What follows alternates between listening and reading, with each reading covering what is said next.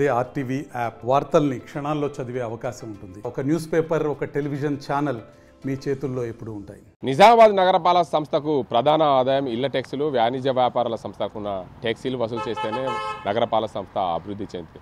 అలాంటి నగరపాలక సంస్థలో వేల కోట్ల రూపాయలు పెండింగ్లో ఉండి కొంతమంది చేతుల్లో ఏదైతే అధికారులు ఉన్నారో ఆ అధికారులు కొంతమంది ధనవంతులకు ట్యాక్సీలు వసూలు చేయకుండా వదిలిపెట్టిన వైనంపై ఏదైతే సమాచార హక్కు చట్టం కింద BLF పార్టీకి చెందిన దండి వెంకట సమాచార హక్కు చట్టం కింద సమాచారం చేస్తే దానికి సంబంధించి సమాచార హక్కు చట్టంలో ఎలాంటి సమాచారం ఇవ్వకుండా మీరు సరైన సమాధానం ఇవ్వండి, ఏదైతే ఇల్లు ట్యాక్సీతో పాటు ఇంటి నెంబరు ఏదైతే ఉందో దానికి అందరికీ సమాధానం ఇవ్వండి అని చెప్పి పేర్కొన్న పరిస్థితి. ఏదేమైనప్పటికీ కొంతమంది ధనవంతులు, పెద్ద పెద్ద షాపింగ్ మాల్లు, పెద్ద పెద్ద వ్యాపార సంస్థలు ట్యాక్సీలు కట్టకపోవడంపై నిజామాబాద్ నగరపాలక సంస్థ కూడా అభివృద్ధి చెందలేకపోతుందని చెప్పవచ్చు. దీనికి అందరికి సంబంధించి అసలు ఏమని సమాచార హక్కులో సమాచారం కోసం సమాచారం చేశారనే దానికి సంబంధించి మనతో మాట్లాడేందుకు BLF రాష్ట్ర అధ్యక్షుడు దండి వెంకట ఉన్నారు. వారు చెప్పండి, ముఖ్యంగా ఏదైతే నిజామాబాద్ నగరపాలక సంస్థ పూర్తిగా ప్రజల అదైతే ట్యాక్సీల రూపంలో వచ్చే డబ్బులతో అభివృద్ధి జరుగుతుంది. నగరపాలక సంస్థ అంటే ఇండ్లు, అదేవిధంగా నీటి పన్ను, వివిధ అంశాలపైన వ్యాపార వాణిజ్య సంస్థలపై సముదాయాలపైన ట్యాక్సీలు వసూలు చేస్తేనే జీతాలు కానీ దాంతోపాటు కొంచెం అభివృద్ధి చెందే దిశగా అవకాశం ఉంటుంది. మీరు ఏమని సమాచార హక్కు చట్టంలో సమాచారం తీసుకోవాలని ఇచ్చారు? మేము మున్సిపల్ వర్కర్స్కి 3 నెలల నుంచి జీతాలు సరిగా రావట్లేదు. ఏమైంది, ఎప్పుడు 5వ తారీఖు నాడు జనరల్గా ఇతర తెలంగాణ జిల్లాల్లో కొన్ని జిల్లాల్లో అక్కడ ఆర్థిక వనరులు ఇబ్బంది ఉంటుంది. కానీ నిజామాబాద్ హెడ్ క్వార్టరు చాలా ఫైనాన్షియల్గా చాలా పొటెన్షియల్గా కలిగినటువంటి మున్సిపాలిటీ.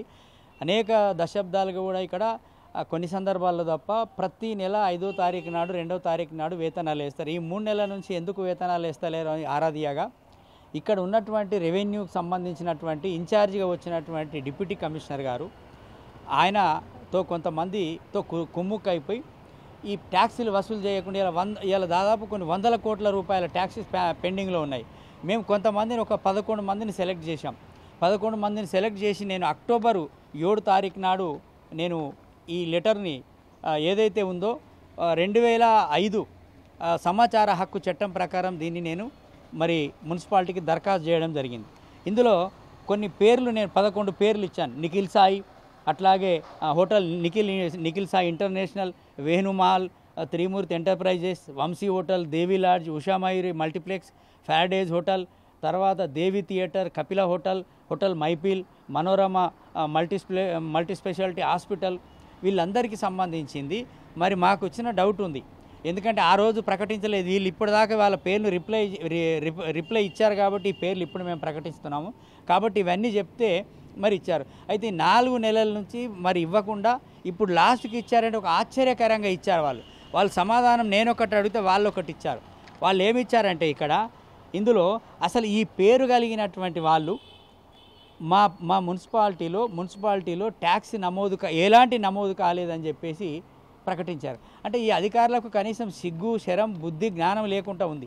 అసలు ఈ నిజామాబాద్ హెడ్ క్వార్టర్లో వందల కోట్ల టర్నోవర్ చేసే నేను పేర్కొన్న 11 సంస్థల పేర్లు కాబట్టి ఇంకా చాలా ఉన్నాయి. ఇంకా రకరకాల మన ఉన్నటువంటి వ్యాపార సముదాయాలు ఉన్నాయి. కానీ వీటిని మేము కొన్ని శాంపుల్గా చేశాం. అంటే వీళ్ళు ఇస్తారా నిజమా కాదని. అయితే దీంట్లో ఒక్కొక్కళ్ళు 4 కోట్లు, 5 కోట్లు, 10 కోట్లు ఉన్నటువంటి దాని కింద ఆరోపణలు ఉన్నాయి. వీటిలో నిజాలను నిగ్గు తేల్చాలి. వీళ్ళు ఏం చేశారు, చాలా సింపుల్గా ఆ యజమాని ఎవరో మీరు ఆ యజమాని పేరు, ఇంటి పేరుతో మాకు ఇవ్వాలని చెప్పారు. కాబట్టి ఖచ్చితంగా ఇందులో ఈ యజమానుల దగ్గర డబ్బులు తీసుకొని ఈ ట్యాక్సీలు ఎగ్గొట్టేటువంటి కార్యక్రమం ఈయన ఒక నెల రోజులైతే రిటైర్మెంట్ కాబోతుండు కాబట్టి ఇప్పటికే శానిటేషన్ ఎస్ఐల దగ్గర నెలకి 50,000 రూపాయలు టార్గెట్ పెట్టాడు. ఇవ్వకపోతే డీజిల్ని వేరే ఇన్ఛార్జ్ ఇచ్చారు. ఈ నెలలో కూడా డీజిల్ 2 లక్షల ఎక్కువ వచ్చిందనేది కూడా ఇవాళ మనకు వచ్చిన రిపోర్టు. కాబట్టి ఈయన సస్పెండ్ చేయాలి. అదేవిధంగా మొత్తం మున్సిపాలిటీలో జరుగుతున్న ఈ వ్యవహారం ఈయనతో పాటు ఈయన కింద ఎవరెవరు ఉన్నారో అధికారులు వీళ్ళందరి మీద ఇలా స్పెషల్ ఆఫీసర్గా కలెక్టర్ గారు బాధ్యత తీసుకున్నారు. కాబట్టి ఈ మొత్తం ఈ రెవెన్యూ వసూళ్ళ మీద ఇవాళ అనేక వసూళ్ళు ఉన్నాయి. ఇవాళ మున్సిపాలిటీకి సంబంధించినటువంటి అనేక కాంప్లెక్సెస్ ఉన్నాయి. వాటి రెంట్లు ఎట్లా వస్తున్నాయి, తర్వాత నిజామాబాద్ నగరంలో అనేక పెద్ద పెద్ద హోర్డింగ్స్ ఉంటాయి. వ్యాపార హోర్డింగ్స్ సంబంధించినటువంటి ట్యాక్సెస్ వసూళ్ళు ఎట్లా చేస్తున్నారు. ఖచ్చితంగా వ్యాపారస్తులు కానీ ఇతరులు ప్రజలు స్వచ్ఛందంగా ఇంటి ముంగడ పోయి నిలబడగానే బిల్ కలెక్టర్కి డబ్బులు కడతా ఉన్నారు, నీటి పన్ను కడుతున్నారు. వీళ్ళు దాదాపు ఒక 10 సంవత్సరాల నుంచి వసూలు చేయని నీటి పన్ను కూడా ప్రజలు కొద్దిగా మేము చెల్లిస్తామని ముందుకు వస్తూ ఉన్నారు. కాబట్టి ఈ డబ్బులన్నింటినీ కూడా దిగమింగి కాంట్రాక్టర్లకు ఇచ్చి అందులో పర్సెంటేజ్ తీసుకొని లేదా ధనవంతుల నుంచి మరి ట్యాక్స్ వసూలు చేయకుండా ఎంతో కొంత తీసుకొని వెళ్ళిపోయేటువంటి పరిస్థితులు ఉన్నారు. కాబట్టి తక్షణమే వీళ్ళ మీద ఎంక్వైరీ చేసి వీళ్ళందరి మీద చర్యలు తీసుకోవాలని, అదేవిధంగా ఈ సందర్భంగా మేము ప్రభుత్వాన్ని డిమాండ్ చేస్తూ ఉన్నాం.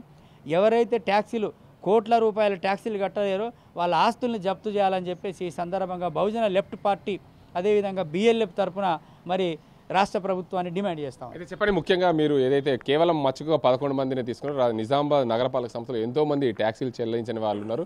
ఆ అధికారి ఎవరు? ఆ అధికారి ఎందుకు ఈ 11 మందికి ఎగ్జామ్షన్ చేస్తున్నారు?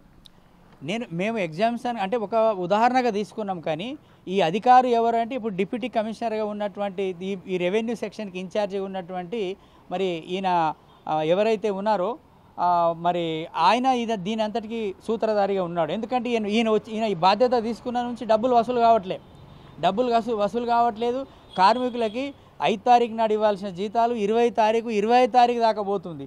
ఏంటి అంటే డబ్బులు వసూలు ఈ నెలలో ఒక 330 మంది కార్మికులకి శానిటేషన్ వర్కర్స్కి మున్సిపాలిటీ 5 లక్షలు 3 లక్షలు రోజుకి ఇట్లా ఒక్కొక్క రోజు ₹1 కోటి 2 కోట్లు వసూలు అయ్యేటువంటి మున్సిపాలిటీలో 5 లక్షలు 2 లక్షలు ఎందుకు వసూలు అవుతాయి? ఎందుకు గతంలో ఎందుకైంది, ఇప్పుడు ఎందుకు వసూలు కాలేదు? ఇది ఏమన్నా అన్సీజన్ కూడా కాదు, సీజన్ ఇదంతా కూడా. కాబట్టి ఇది ఎవరైతే ఈ డిప్యూటీ కమిషనర్ ఉన్నాడో దీనికి సంబంధించినటువంటి ఈ రెవెన్యూ డిపార్ట్మెంట్కి ఇన్ఛార్జిగా ఉన్నాడో ఈయన వసూళ్ళ దగ్గర ఎవరైతే ట్యాక్స్ పేయర్స్ దగ్గర కుమ్ముక్కైపోయి ఈయన మరి ఆ డబ్బులు దీని మీద చేశాడని చెప్పేసి అవినీతి మీద ఎంక్వైరీ చేయాలా, అదేవిధంగా ఈ ట్యాక్స్ కట్టని వాళ్ళ మీద కఠిన చర్యలు తీసుకోవాలని చెప్పేసి డిమాండ్ చేస్తాం.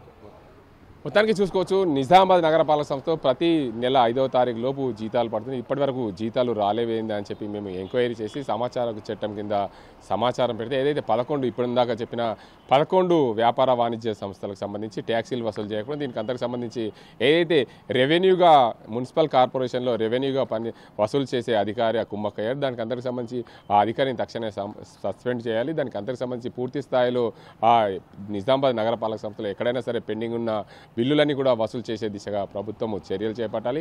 ఆ అధికారి పైన కఠిన చర్యలు తీసుకోవాలని చెప్పి BLF పార్టీకి సంబంధించిన రాష్ట్ర అధ్యక్షుడు దండి వెంకట అంటున్న పరిస్థితి. ఇది ఇక్కడ పరిస్థితి. కెమెరా అజింతో గంగారెడ్డి, RTV నిజామాబాద్. మరిన్ని వీడియోస్ కోసం ఛానల్ ని సబ్స్క్రైబ్ చేయండి, లేటెస్ట్ అప్డేట్స్ కోసం వాట్సాప్ ఛానల్ ని ఫాలో చేయండి అండ్ లింక్ డిస్క్రిప్షన్ లో ఉంది.